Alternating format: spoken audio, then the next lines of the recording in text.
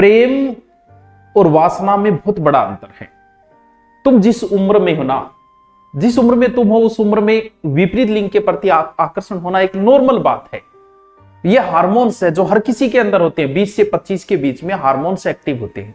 तुम उन्हें प्रेम का नाम दे रहे हो, ये प्रेम नहीं है, क्योंकि जहां वासना है वहां प्रेम नहीं है। वासना और प्रेम में बहुत बड़ा अंतर है। इस चीज को तुम समझ ही नहीं पा रहे हो। तुम समझ जाओगे तो ऐसी हरकतें ही नहीं करोगे, वरना प्रेम के कभी 35 टुकड़े थोड़ी हो सकते हैं। वासना कभी भविष्य का नहीं सोच सकती कि भविष्य में क्या होगा। जब कभी कई बार होता है रात को रिस्क उठा के जाते हो, तुम कभी सोच ही नहीं सकते कि इसके अंदर क्या परिणाम होंगे। तुम होटल के अंदर जा रहे हो, तुम कभी सोच ही नहीं सकते कि रेड पड़ गई तो क्या होगा। क्यों? क्योंकि तुम वासना से अभिभूत हो। प्रेम अभी हुआ नहीं है तुम्हें। प्रेम तो बाद में होगा। प्रेम होगा तब क्या होगा। प्रेम कभी प्रदर्शन की वस्तु नहीं है। कई बार देखते हैं, अभी अभी शादी हुई है, हाथ मिला के बैठे हुए हो, कभी गले में डाल के बैठा हो, ये आपको लग रहा होगा प्रेम है, लेकिन अभी प्रेम आपको हुआ नहीं है। अभी आप काम भावना के अभिभूत हो। क्योंकि प्रेम, आपके दादा दादी को कभी बैठे देखा ऐसे, माता पिता को कभी बैठे देखा ऐसे, तो क्या वो प्रेम नहीं करते थे? तुमसे तो बहुत ज्यादा करते थे वो। दादा ने दादी को कुछ भी कह दिया, दादी ने तो कभी तलाक नहीं दिया, कभी कोर्ट में चक्कर नहीं कटवाए दादा ने को। सुबह लड़ लेते थे, शाम को वैसे के वैसे थे। और ये भी देखो कि उनका प्रेम, दादा बहुत मोटा था, दादी पतली थी, दादा की बहुत हाइट थी, दादी ठिगनी सी थी, दादी मोटी थी, दादा पतला था, फिर भी यार वो प्रेम था। उन्होंने कभी, प्रेम और वासना में अंतर होता है इसके अंदर। हर साल एनिवर्सरी मनाते हो, हमारे पूर्वजों ने कितनी बार मनाई। आप गांव से 10 साल पहले गांव का रिकॉर्ड उठाओ, एक भी तलाक के केस नहीं मिलते थे गांव के अंदर, एक भी लव मैरिज के केस नहीं मिलते थे। अब तो हर महीना, हर 10 दिन का और हो गया। बोले 10 दिन हमारी शादी को कंप्लीट हो गई, ले जो एक नई एनिवर्सरी। उन्होंने कितनी मनाई, दादा दादी ने कितनी मनाई, माता पिता ने कितनी मनाई। प्रेम वो था। और जब प्रेम होता है तब पति परमेश्वर बनता है। अभी तुम प्रदर्शन कर रहे हो, हर 20वें दिन मनाना, हर महीने मनाना, हर साल मनाना, ये तो प्रदर्शन है। किसको दिखा रहे हो आप? क्योंकि अभी आपको प्रेम नहीं हुआ, प्रदर्शन है। पति जब परमेश्वर बनेगा, गांव के अंदर ऐसे ऐसे सीन देखे हैं।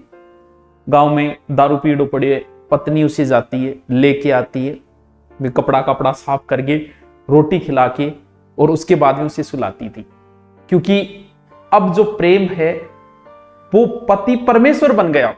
और जब पति परमेश्वर बन जाए तब कोई फर्क नहीं पड़ता कि वो कैसा है। इस बात से कोई 10-10 साल विदेश रहते थे, रहते थे, फिर भी पत्नी छोड़ के नहीं जाती थी। क्यों? क्योंकि अब पति परमेश्वर बन चुका है।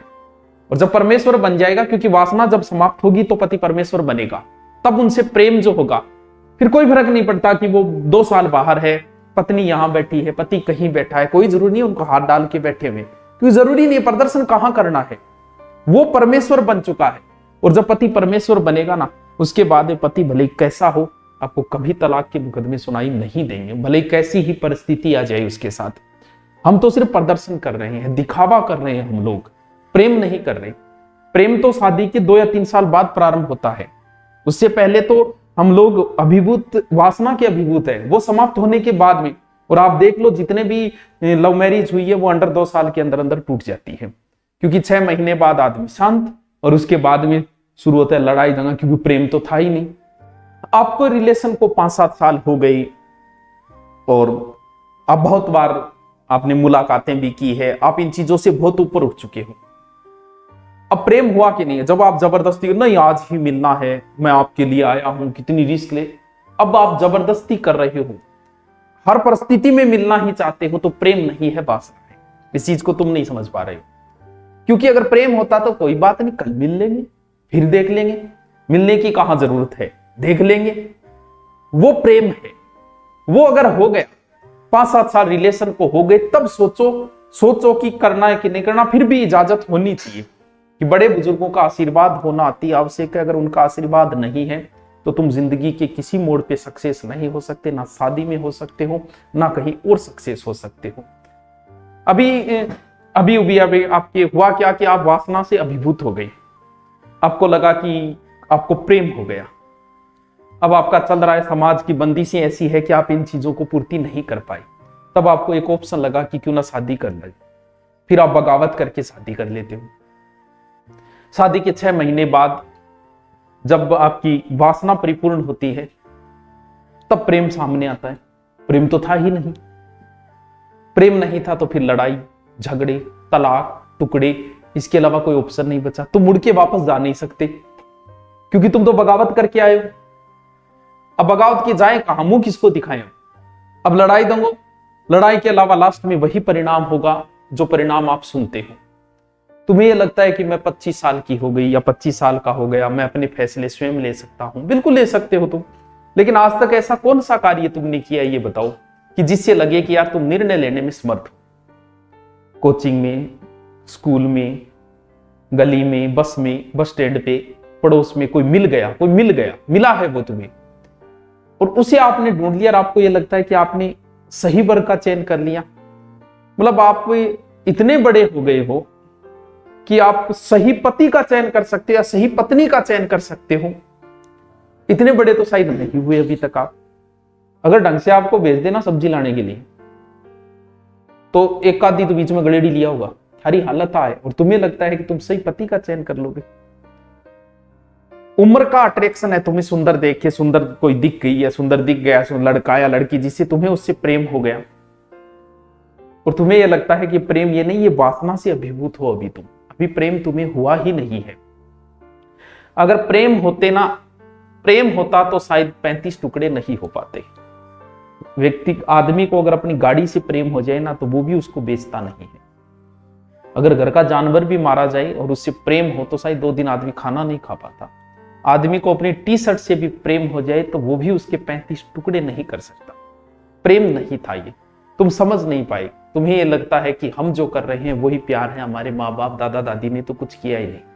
उन लोगों ने जो समाज की बंदिशें बनाई ना, तुम होंगे ज्ञानी, तुम मुझे 3 लव मैरिज सक्सेस दिखा दो, 3 गैर जाति या गैर धर्म में होनी चाहिए। आपके पास 3 भी उदाहरण नहीं। अगर आप उन सेलिब्रिटियों को भी शामिल करो ना तो भी आपके पास उदाहरण नहीं, उनकी भी टूटती जा रही है। न्यूज आ रही है कि जो देश छोड़ के गई थी वो भी वापस आ रही है। जब उनके उदाहरण नहीं मिल सकते तो फिर तुम ये सोच रहे हो कि तुम्हारी सक्सेस होगी, क्योंकि हम लोगों ने, हमारे पूर्वजों ने जिस जाति और धर्म बनाया था और जाति और धर्म में शादी का जो बनाया था वो ऐसे ही नहीं बनाया। मूर्ख नहीं थे वो, बहुत समझदार थे वो। समाज, हाँ ये बात नहीं कि समाज में भी तलाक हो जाते, होता है, लेकिन फिर भी समाज की जो बंदिशें है ना, वो बंदिशें कहीं ना कहीं व्यक्ति को रोक लेती है। कहीं ना कहीं टुकड़े होने से, कहीं ना कहीं तलाक होने से हमें रोक लेते हैं वो। इसीलिए समाज की बंदिशें अति आवश्यक। तुम्हारा माँ बाप तुम्हें हर छूट दे, भले लड़की हो भले लड़का हो, तुम्हें प्रत्येक छूट दे, लेकिन उन्हें एक बात जरूर कहना कि हमें पूरी छूट दी जाए, पापा हमें पूरी छूट मिले, मामा हमें पूरी छूट मिले, लेकिन तुम्हें कभी शादी की छूट नहीं मिलनी चाहिए। क्योंकि जिस दिन तुम्हें शादी की छूट मिली ना, उसी दिन तुम जाति और धर्म को खत्म कर दोगे। तुम्हें सारी छूट मिले, माँ बाप को यही कहना कि आप जहां चाहोगे हम वही शादी करेंगे, बाकी हमें पूरी छूट दे, हम पढ़ाई लिखाई सब कुछ मौज मस्ती का हमें टाइम दो, पढ़ाई का भी समय दो, शादी वही करेंगे जहां तुम चाहोगे। क्योंकि ये निर्णय अगर तुम्हारे ऊपर छोड़ दिया गया ना तो तुम जाति धर्म को खत्म कर दोगे। कई जगह जाति जरूरी भी है, हाँ जातिवाद खत्म होना जरूरी है, लेकिन जाति के अंदर विवाह है, ये चीजें बहुत जरूरी है, वरना इसके बड़े ही दुष्परिणाम सामने आएंगे।